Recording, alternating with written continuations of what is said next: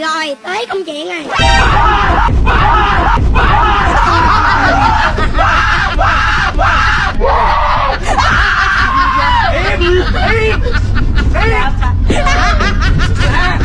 Chưa xíu đi chơi. Không mơ nhé mới thế không đáng để thương. Mày giỡn là chi liền. Ôi gì mà con biết con xin lỗi, con tưởng bạn con nó giỡn luôn á. Phải con biết rồi, con đâu có giỡn làm gì đâu. Con xin lỗi con nói thiệt á.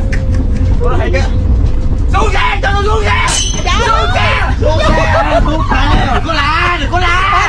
Đừng có la nữa. Cho tôi xuống xe.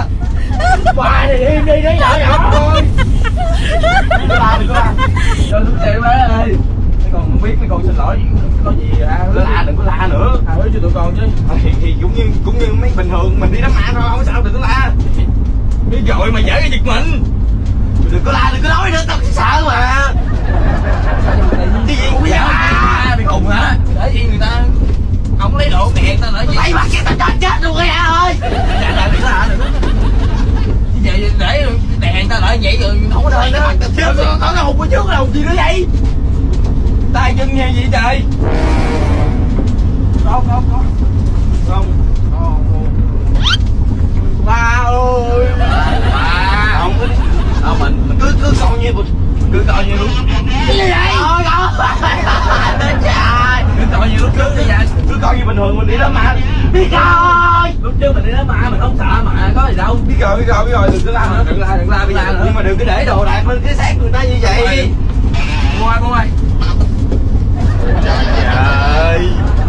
Nói sao mà kỳ vậy, xác người ta trong hồn người ta phúc mà sao ngộ để đồ đạc rồi lên bằng mẩy người ta. Cái mặt mày sao?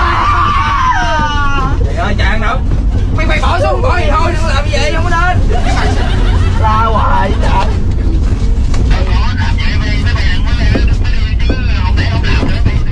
Ơi đi. Thôi bật mấy con không biết, giờ mấy con mở ra cho.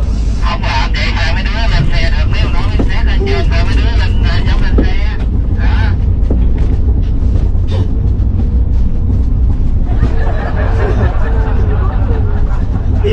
Bây giờ ông chở tôi gì vào tem riết đi ông Khánh ơi, tôi không có đi được nữa rồi ông Khánh ơi. Kiềm chế không có được ông Khánh ơi. Đâu ông nói rồi đó thiệt đi. Nãy hơi đi mấy này mà đi mấy này mà đi mấy này rồi quá. Cái này xe dặn đừng có tạo cái tình huống gì nữa đây, tao sợ lắm rồi. Bây giờ nghe lời tao. Càng xa lúc ấy sẽ ra sao, tự hỏi rằng sẽ có thể nào.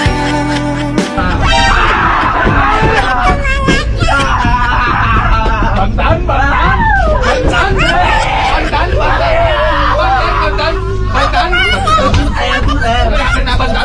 Bây giờ bình tĩnh đi.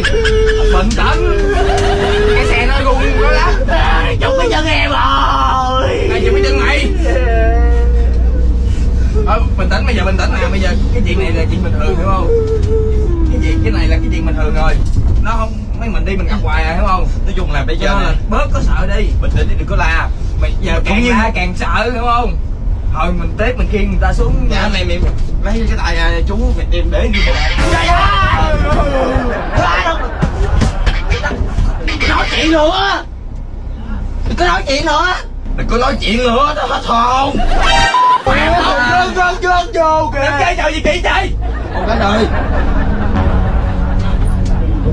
Thôi giờ nãy giờ tụi con không sợ nữa. Xin lỗi.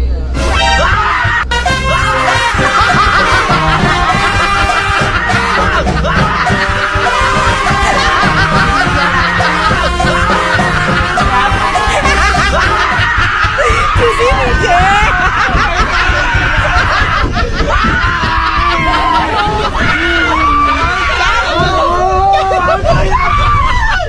Trời ơi.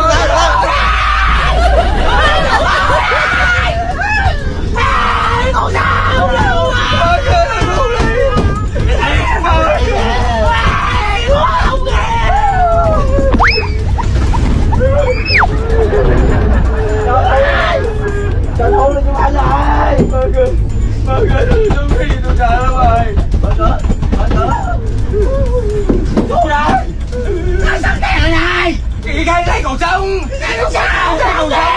Chở người ta đi cấp cứu đi. Còn sống rồi anh. Cậu làm gì đây? Cái xác còn sống, chở người ta đi cấp cứu. Cậu làm gì đây? Trời ơi.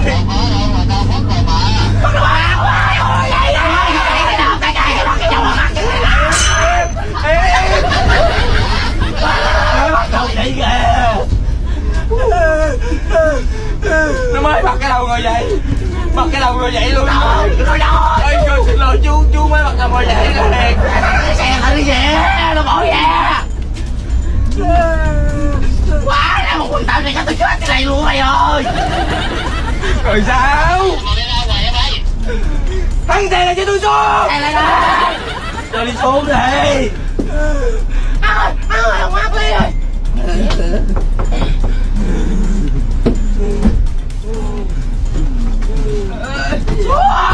Cho đi xuống. Nào quá không ơi, ra đâu rồi. Gì đâu. Mở ra. Ở da. Dạ. Cho tôi xuống đi, cho con xuống đi anh. Xuống vụ gì vậy? Ông mới bắt đầu ngồi dậy kìa. Đâu đâu, cái nào không đâu. Vậy rõ ràng luôn á. Người ta nằm im mà. Mới bắt đầu ngồi dậy rõ ràng luôn kìa. Ông bắt đầu ngồi dậy. Cái gì? Ông bắt đầu ngồi dậy. Chạy. Chạy. Đi rồi. Chạy đâu chạy. Chạy.